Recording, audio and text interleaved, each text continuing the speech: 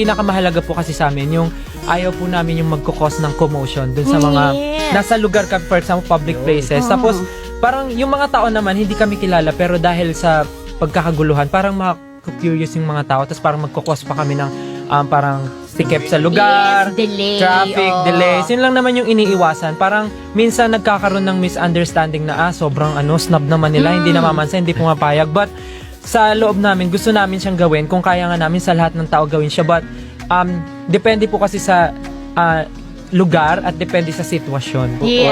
Parang wag sa gitna ng parang lakaran. ganon. Like, we are very open to interact with our fans. Syempre, dahil sila talaga yung number one na sumusuporta sa amin. And kung wala sila, wala talaga kami. But siguro, tulad din ng pagrespeto namin sa mga fans, sana ganon din yung respeto na matanggap namin from them.